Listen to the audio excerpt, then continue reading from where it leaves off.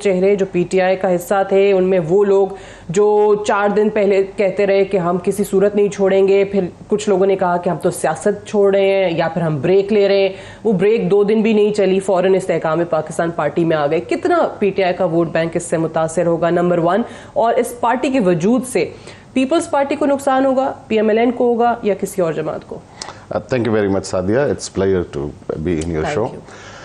जी बिल्कुल, इस बात का तजिया बड़ा ज़रूरी है और इलेक्टेबल्स की आपने बात की, लेकिन मैं ये कहूँगा कि ये लोग जो 4 दिन पहले ये कह रहे थे कि हमें अगर आपने चेयरमैन पीटीआई से अलहदा करना है तो आप हमारे सरों में गोलियाँ मार दीजिए, और बहुत सारे लोग रो रहे थे और ये कह रहे थे कि हमने जिस तरह से हमारे वर्कर ने या हमारी पार्टी की लीडरशिप ने 9 मई को रियासत पाकिस्तान पे हमला किया है, उसके बाद हमारा ज़मीर ये इजाज़त नहीं देता और हम सियासत से ब्रेक ले रहे हैं। कोई अपने बच्चों की बीमारी की बात कर रहे थे, ब्रेक ही रखते ना, कोई रोने की शक्लें बना रहे थे, कोई इतना लॉन्चिंग में भी मुंह छुपा रहे थे। हाँ जी, और कुछ मुंह छुपा रहे थे जो भाग रहे थे जी, सबके सब मुंह छुपा के बैठे हुए थे। लेकिन उन्होंने वो हनीमून जो था अपने नजरिए के साथ वो 4 दिन भी उसको सस्टेन ना रख सके, क्योंकि अनफॉर्चुनेटली लेट मी से दिस थिंग कि ये लोग आए ही इसी तरह थे, ये लाए इसी तरह गए थे। पाकिस्तान की अनफॉर्चुनेटली उस वक्त की जो एक हमारी रियासत ने एक हाइब्रिड प्लान बनाया था जिसमें जनरल बाजवा शामिल थे, जिसमें जनरल फैज़ हमीद शामिल थे,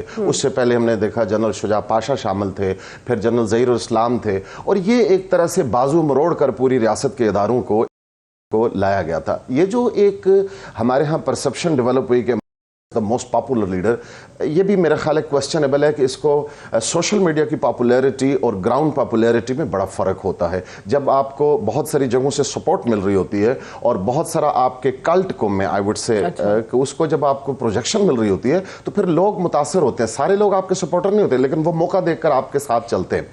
हमने देखा कि वो जिस तरह इकबाल ने कहा था कि इकबाल बड़ा उपदेशक है, मन बातों में मोह लेता है, गुफ्तार का गाजी बन तो गया, किरदार का गाजी बन न सका। खान बड़े बड़े दावे किए थे, इतना वो ज़बरदस्त किस्म का बोलते थे ऊंची आवाज़ में कि बहुत सारे लोग उससे मुतासर हो गए, लेकिन हमने देखा कि ग्राउंड के ऊपर कुछ डिलीवर नहीं कर सके। चलिए कारकुन मुझे बताएं कि ठीक है, कारकुन और वोटर भी टूटा है, लीडरान तो चले गए वहां पे। कारकुन और लीडर, मैं यही आर्गुमेंट डेवलप करना चाह रहा हूँ कि वो लोग भी मुतासर हुए थे एक चीज़ से।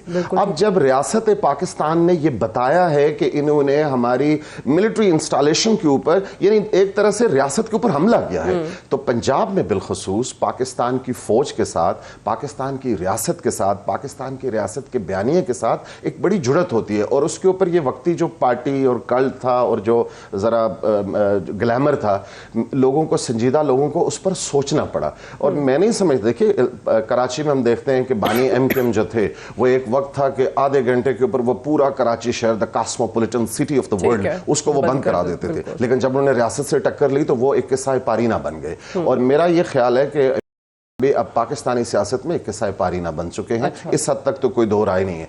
अब सवाल यह है कि उनके जो फॉलोअर्स थे, एक तो कोर फॉलोअर, अगर इसको हम पॉलिटिकल साइंस के उसमें देखें तो 3-4 कैटेगरीज होती हैं आपके फॉलोअर्स की। एक वो लोग होते हैं जो बड़े डाई हार्ट अपने नजरिए के साथ, अगर कोई नजरिया होता है तो, फिर वो लोग होते हैं जो माइल्ड किस्म के आपकी तरफ मोटिवेट होते हैं, और फिर वो लोग होते हैं जो हालात देखते हैं, जो मौका देखते हैं और ये देखते हैं कि अब पॉसिबिलिटी कितनी है आगे आने की। अभी तक तो ज्यादातर ऐसे ही नजर आए ना, मेजॉरिटी ऐसे ही लोग थे कि जब उनको लग रहा था 2018 में पीटीआई की वेव चल पड़ी तो वो सारे शामिल हो गए। और जब आपने देखा कि वो वेव खत्म हुई, वो खत्म हो, वो सारे के सारे वहां से चले गए।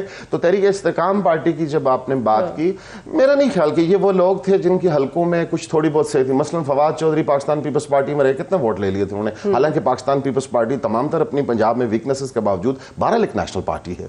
और फिर मुख्तलिफ ये जमातों से रांदा दरगाह लोग थे जिनको इकट्ठा कर करके एक टोकरी में डाल के हवाले किया गया था, ये वहां चले गए। मेरा नहीं ख्याल कि पंजाब में वो पीएमएलएन के जेन्युइन सपोर्ट बेस को कोई डेंट डाल सकते हैं, या पाकिस्तान पीपल्स पार्टी अगर अपनी कैंपेन को, और बिलावल ने जिस तरह से अपना एक पोस्टर डेवलप किया इंटरनेशनली, अगर वो जनूबी पंजाब में और सेंट्रल पंजाब में भी उन पॉकेट्स के ऊपर जहां पीपल्स पार्टी का कुछ वोट बैंक हो सकता है, वो एक रिवाइवल अपना कर सकते हैं। तहरीक इस्तेकाम पार्टी इतना ही कुछ कर सकती है जितना कोई और प्रेशर ग्रुप पंजाब में डेवलप हो सकता है। हम बात कर रहे थे ज़ल्मी खलीलजाद के हवाले से, जो मुतवातर कुछ ऐसे बयानात देते चले आ रहे हैं जिससे ये तासुर मिलता है कि वो और उनके साथ के और बहुत सारे लोग जो बाहर बैठकर इस वक्त एक मुनज़्ज़म कैंपेन चला रहे हैं पाकिस्तान के ख़िलाफ़, रियासत के ख़िलाफ़, कहीं वो इंसानी हुकूक की खिलाफ वर्जियों की आड़ में इस पर बात की जाती है, कहीं डायरेक्टली आर्मी चीफ का वो नाम लेकर उनको तनकीद का निशाना बनाते हैं। अभी भी अगर हम देखें तो ज़ल्मे खलीलज़ाद, जिनके हवाले से मशहूर है कि वो ख़ुद एक CIA एसेट है, उनके साथ और सारे लोग जो कि इस वक्त चेयरमैन PTI के हक़ में बयानात दे रहे हैं और ख़ुद उनकी ऑडियो सामने आ चुकी हैं। एक तो वो कांग्रेस वुमन से बात करते हुए उनकी ऑडियो सामने आई थी जिसमें वो मदद मांग रहे थे। तो प्रोफेसर साहब, ये हम पहले भी कई दफ़ा बात कर चुके हैं, लेकिन ऑब्वियसली अभी तक कई सारे लोगों को समझ में नहीं आती कि अमेरिका जिन्होंने आपको निकाला, जिनके हवाले से आपने एक पूरी कैंपेन चलाई, अब वो अमेरिका या उनके कुछ लोग जो कि आपके लिए लॉबिंग कर रहे हैं, वो यकायक कैसे इनके हक में बयान देने लग गए? देखिए, ये जो मॉडर्न वर्ल्ड में ना इस तरह जो सिपाही एजेंसीज काम करती हैं, वो डबल उनके पैटर्न्स होते हैं। मिसाल के तौर पर जमाल अब्दुल नासिर की बात है कि वो अमेरिका के और CIA के खिलाफ बड़ी तकरीरें करते थे। बहुत अरसे के बाद लोगों को पता चला कि वो तो CIA की लिखी हुई तकरीरें होती थी। तो इसी तरह ये जो प्लेइंग टू द गैलरीज किया था जब उनकी हुकूमत निकली, उनकी हुकूमत पाकिस्तान के आइन के मुताबिक कॉन्स्टिट्यूशनली एक वोट ऑफ नो कॉन्फिडेंस से ख़त्म हुई थी। पार्लियामेंट के अंदर वो अपनी मेजॉरिटी साबित नहीं कर सके थे, उनके इत्तेहादी उनको छोड़ गए थे, उनके तकब्बर, उनके गुरूर, उनकी फेलियर ऑफ जो है ना वो गवर्नेंस की वजह से।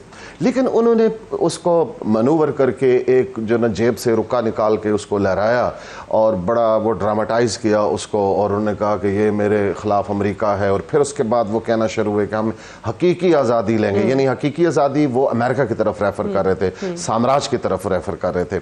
और फिर वो कह रहे थे कि जी ये PDM की जो हुकूमत है ये इम्पोर्टेड हुकूमत है। इम्पोर्टेड वो इस तनाजुर में कहते थे कि इसको किसी अमेरिका ने इसको इंस्टॉल किया, और फिर हमारे लोगों ने, कुछ लोगों ने कहते थे कि लोगों की तवज्जो उधर करके वो उन बेचारों मासूम बच्चों के साथ जिनको इतना ज्यादा उन्होंने जज्बाती किया कि फिर उन्होंने रियासत के इदारों पर हमला शुरू कर दिया। उन बच्चों को वो मुतासर कर रहे थे कि देखे मैं इतना बड़ा लीडर। अब सादिया, आप जान सकती हैं कि पाकिस्तान में जुल्फकार अली भुट्टो का ये नैरेटिव था कि CIA ने उसके खिलाफ साजिश की है।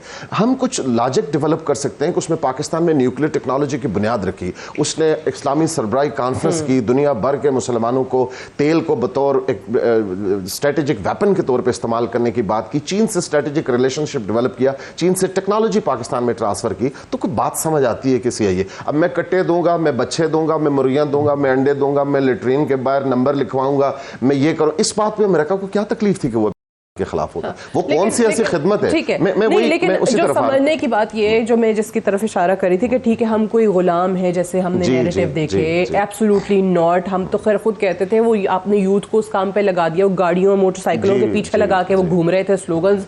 फिर यकायक आपने अमेरिका से मदद मांगना शुरू कर दी। अब ये जो ज़ल्मे खलीलज़ाद, खुद नॉन CIA एसेट की हुकूमत का खात्मा होता है, उसके 1 महीने के बाद ठीक उसकी यहाँ पे मुलाकात होती है, एक तवील खुफिया मुलाकात होती है, जो कि बाद में पता चला ज़ल्मे खलीलज़ाद की मुलाकात हुई। अब क्या मैसेज, क्या फवाद चौधरी जो कॉन्स्टेंटली और कंसिस्टेंटली मुलाकातें अमेरिकन एम्बेसी का विजिट करते थे, उनके घर में वॉशरूम के स्लीपर्स में वो खड़े होते थे, इतनी अचानक वहाँ मुलाकात हो जाती थी। ये देखिए, लोगों को बेवकूफ़ अब नहीं बनाया जा सकता। कौम ये बात जान यही है कि ये तमाम जो स्लोगन्स थे, ये जो तमाम नारे थे, ये लोगों को बेवकूफ़ बनाने के लिए, वो जो प्लेइंग टू द गैलरीज, एक पॉपुलर सपोर्ट मनूवर करने के लिए। हकीकत बात यह है कि अमेरिका के अंदर बाकायदा बहुत हैवी फंडिंग के साथ ऐसी फर्म्स हायर की हुई हैं जो उनकी इमेज बिल्डिंग कर रही हैं अमेरिकन हुकूमत के यहाँ। और फिर देखें ना, जिस तरह इरशाद आरिफ साहब ने फरमाया था, बड़े सीनियर जर्नलिस्ट है हमारे मुल्क के, कि कन्वर्जेंस जब इंटरेस्ट जब आपका होता है, जब ऐसी एटमॉस्फेयर क्रिएट होता है, आपके मफादात का जब कन्वर्जेंस होता है, तो फिर लोग सामने आते हैं। मिसाल के तौर पर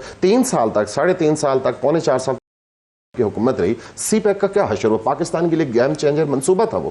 हमारे साथ जो चीन के रिलेशन है, हमारा नेक्स्ट डोर नेबर है, और हिस्टोरिकली पाकिस्तान की तारीख में चीन ने जो कुछ हमें सपोर्ट किया उसकी मिसाल नहीं मिलती। अमेरिका ने या किसी दुनिया के और मुल्क ने सिवाय रूस के हमें टेक्नोलॉजी ट्रांसफर नहीं की। चीन ने हमें टेक्नोलॉजी ट्रांसफर की। जो पाकिस्तान 1971 में एक गोली उसकी खत्म हो जाए टैंक की, तो उसके पास गोली नहीं थी, अब वो JF थंडर बना के दुनिया को बेच रहा है। तो उस चीन के, उस CPEC के, जो पाकिस्तान में एक स्ट्रेटेजिक एसेट के तौर पर डेवलप हो रहा था, उसको क्रश किया, उसको ख़त्म किया। मुख्तलिफ बयानात हैं, वो सारे लोग पता नहीं कहाँ चले गए, वो रज़ाक दाऊद साहब कहाँ हैं, वो जो शहबाज गिल फलां फलां फलां, वो खुदा जाने कहाँ से आए थे, कहाँ से प्लांट हुए थे, और वो सारे लोग अपना बिस्तरा बोरिया गोल करके इस मुल्क की मईशत का भट्टा बना के चले गए। वो जो लोग अमेरिका के अंदर उन्होंने ये फर्म्स हायर की हुई हैं एक, बिल्कुल सही है, वो पैसे लेके काम करते हैं। ज़ल्मे खलीलजाद का भी कजाकिस्तान में ऑयल इंडस्ट्री के लिए आपके सामने है, ट्रैक रिकॉर्ड है कि किस तरीके से वो पैसे लेके उनके लिए काम किया करते थे। मेरा ये ख्याल है, हारिस तवासा मुकम्मल कीजिए। मेरा ये ख्याल है कि ज़ल्मे खलीलजाद भी हायर किया हुआ है जी, यहाँ से भी और वहां से भी।